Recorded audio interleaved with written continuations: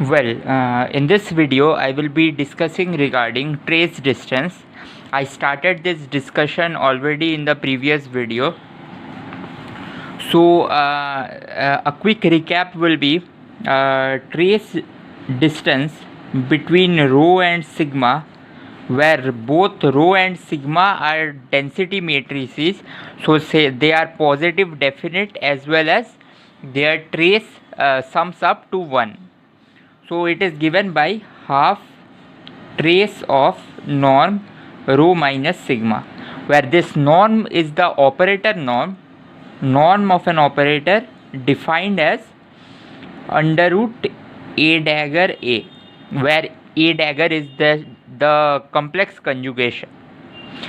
So this is the basic description. So in this video I will be giving a few of the results regarding this density, this trace distance. So the first result, I will be presenting 3 to 4 results. So the first result will be an alternate characterization of trace distance, that is the distance between rho and sigma can be written as max over all set of projectors. I will explain how it comes. P of rho minus sigma, and there is a trace operation. So we will explicitly see this first characterization. So this characterization is necessary to prove certain type of bounds. This trace distance can be used to place certain bounds and talk about convexity of various sets of density operators. So let's see. So we start from here, the further characterization of trace distance. So further characterization of the trace distance, as I showed, should be of this form. So how do we proceed? So rho and sigma both are definite, they are positive definite, and their trace sums up to 1. So what does that mean? So it means that rho and sigma, they both can be diagonalized, that means they are Hermitian, and once they are diagonalized, their diagonal values are real. That's because they are positive definite, and they are greater than 0. They are strictly greater than 0. So something of this form. So if you have half and half, so this is a density matrix and it has positive values. So in this form, the positive definiteness is because of this greater than 0 factor. But rho minus sigma will no longer be a positive matrix, because of the fact that this minus sign will can finally lead to negative results. Like if you have 0.75 and 0.25, and then if you take the difference, I will get a negative value in the first one. So rho minus sigma will not be a positive definite matrix, but it will be still a diagonal matrix and can be written as U dagger, because of the fact that rho minus sigma, the Hermitian property will still be preserved and it will be a Hermitian matrix. So once we know that rho minus sigma can be written in this form, so this is, I have written here the form U dagger, that means it can be diagonalized. So you take rho minus sigma and then you find you diagonalize this matrix, that is by finding its spectral value decomposition. And these lambdas, if for rho and sigma individually, the spectral value decomposition would have consisted of positive lambdas, but in this case I will have positive and negative lambdas both here.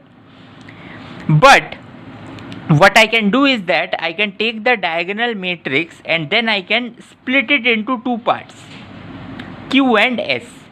So I will take rho minus sigma, I will diagonalize it, and then I will separate it into two parts, q and s, such that the q consists of all the positive parts, all the positive lambda k's, and s consists of all the negative lambda k's. But as the minus sign is taken out, essentially both will only have the positive lambdas. A quick example. So you see, if you take rho minus sigma and you diagonalize it and you find it to be of this form, so let me just once take it. So it is 0.7500 minus 0.25. Then you can write it as 0.75000 minus 0.25. So that is what I mean by separating them into q and s. So once you do that, both q and s consist of a positive set of eigenvalues that can be 0 or greater than 0. So they are both are positive semi-definite. And now the condition that trace of rho is equal to trace of sigma is equal to 1 says that trace of rho minus sigma is 1 minus 1 0, which is same as I have used this property, is same as trace of q minus s. So trace of q and s are similar. So at this moment we have separated rho minus sigma into q and s, two positive semi-definite matrices. So now this is the definition of the trace distance, half trace of rho minus sigma norm. This is equal to half trace of, now rho minus sigma can be written in as q minus s, but the norm will make the q minus s to q plus s, because essentially the q and s individually consist of positive numbers. So from here we get here, and the condition that trace of rho minus sigma is equal to 0 says that this is essentially trace of q equal to trace of s. So I will get trace of q. And now what this means in terms of q and s. So you see, when you separate the q and s into two different spaces, orthogonal spaces, as you have written rho minus sigma equal to q minus s, as you do this, what happens is that you get orthogonal spaces q and s, and tracing out q is similar to tracing out a projector, essentially the identity projector on q and a zero projector on s, to this map. So this and this are similar, and hence we finally reach to the conclusion that it is this. So hence what we need to remember now is that, so we have got a alternate characterization of density matrices. So that of the trace distance, it's given by maximize trace of p rho minus sigma. So over all the projections, the projector that will give the maximum value of this quantity will be the distance between these two. So now this is the first important property. The second important property that I want to say is that in the previous video we saw that density distance, the trace distance between rho and sigma for a qubit case, where both of these are 2 cross 2 matrices, is essentially given by norm of r minus n by 2, where r and n are both Bloch vectors. So what this means is that if you think of the Bloch sphere representation, you have a r vector, you have a n vector that corresponds to rho and sigma. Now Now imagine performing a unitary operation, that is rho going to u rho u dagger and sigma going to u sigma u dagger. So by the construction of Bloch sphere, we know that rho, and whenever we do this, it is actually essentially saying that rotating the Bloch vectors. So we are essentially rotating the Bloch vectors whenever we do such a unitary transformation. And now intuitively it is clear that if you take two vectors and rotate them, each of them by a similar amount, then the distance between them remains essentially unchanged. So that is what this unitary operation does, and hence the second result is that u rho u dagger and u sigma u dagger, the trace distance between this is essentially similar to trace distance between this. So I just intuitively showed it for a two-dimensional case, but it is also true for any kind of dimension this rho and sigma can be. So now let's go to the third result. So the third result of the trace distance is essentially relating to the operation. So the quantum operations that we know, that takes from bound Hilbert spaces to bound Hilbert spaces, linear maps over the bounded linear maps to bounded linear maps over the Hilbert spaces H. So these quantum operations, so rho gets mapped to E of rho. So these are what we call quantum operations. And now so now you see, we will again give a intuitive reasoning to one more important property of this distance, this trace distance. So think of it in this way. So suppose you have a system rho AB and sigma AB, where AB stands for, you have a joint Hilbert space, you have this entire thing in the joint Hilbert space. Now suppose we will just reduce it, so we will trace out one of the system. So if we trace out one of the system, what do we get?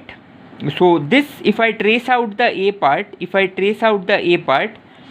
you will get rho B is equal to trace A rho AB, and here you will get sigma B is equal to trace A sigma AB. So now, as I have already described, that tracing out is like a operation of forgetting, or is an operation of forgetting some of the information about the system. So you started with a system. So you started with a system AB, and now you have forgotten some part of the system. You have forgotten the A part of the system. To get final rho, so you will finally get rho B and sigma B. So now, as you have forgotten some part of the system, what it means is that now these two operations, this distance between these two have become less distinguishable. So initially you had two systems, and if you forget some parts of a system, you essentially lose the distinguishability properties of the system, and the system slowly becomes indistinguishable. That's the reason why if you continuously perform tracing out operation, you actually finally lose a lot of information, and finally your system changes to a maximally mixed state. So this means that, so what will this mean? This will mean that, let me write it here. So this means that, so distance between rho A and sigma A. So if I forget about the B part, will be less. They will be close. They will be close among themselves because they are less distinguishable. Rho AB, sigma AB.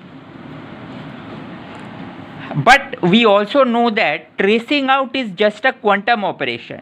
So actually what is more general, the more general fact is performing any quantum operations always causes loss of some information, and hence the final state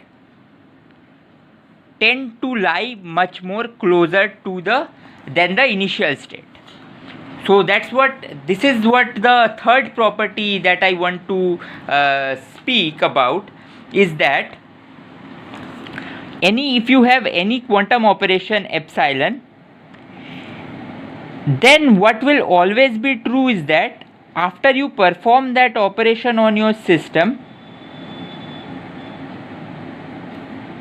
will essentially become less distinguishable. So your system becomes less distinguishable because performing some quantum operation on your system is like essentially your state is leaking out the information. So your state leaks out information. And for the next property of this we will be using some part of this second characterization of trace distance. So let's see how we can use the second characterization of trace distance. So this is the triangle inequality property. So triangle inequality property is what truly makes the trace distance a metric. It gives it the truly distance properties. So distance between rho and tau, both are density matrices, is given by this thing where this projector is already the projector that maximizes this trace. Now this can be written as by inserting of an of a zero, sigma minus sigma, and then using the linearity of your projector map. It is a linear map. We can write it in this form. But now you see, we will be using the fact that the trace distance is actually the maximizer. It is the maximum of this projector, of this entire thing. So it can only be greater than or equal to this part, and hence you finally see that we have achieved the triangle inequality.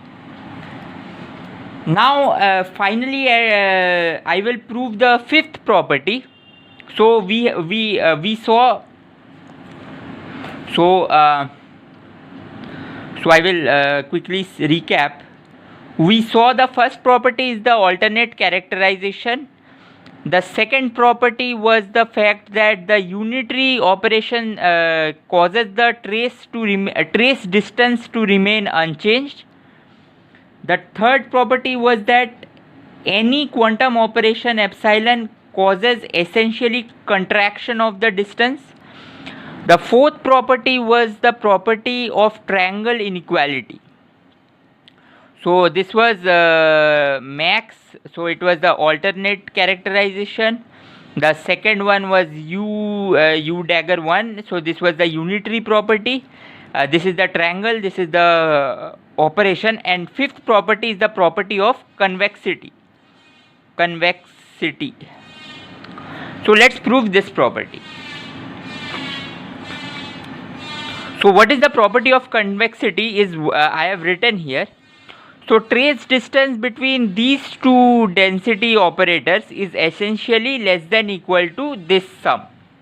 So you see, it's like the probabilities from inside, they jump outside. So essentially that's what this means. So D, so I will let's use the marker now. So D of summation over I pi sigma I, rho I, summation over I pi sigma I is less than equal to summation over I pi d of rho I sigma I. How can we prove this property? Well, we will just use the definition of the alternate characterization. So it says that it is maximized over all the projectors, but I will choose the maximum projector, that is given by trace of P, the maximum projector, summation I pi rho I minus summation I pi sigma I. This was easy. Now we will use the linearity property, and we will use the linearity property of the trace, and then we will get this will give me summation over I pi. So I can then pull the sum out and I will get trace. Let me think once. So that will give me p rho I minus sigma I. So we arrive here. From here we arrive at this point. So don't think of this part right now. From using this we arrived here. But now again look at this part. This part is always less than equal to d of rho I sigma I, precisely because of the fact that I have a max attached here, and hence we have finally proved the fact that the joint convexity of the trace distance function. So this is all for this video. The joint convexity is very important. We will again meet with joint concavity when we describe the entropy function. In the next video I will be carrying on with this trace distance and the fidelity formalism for measuring distance.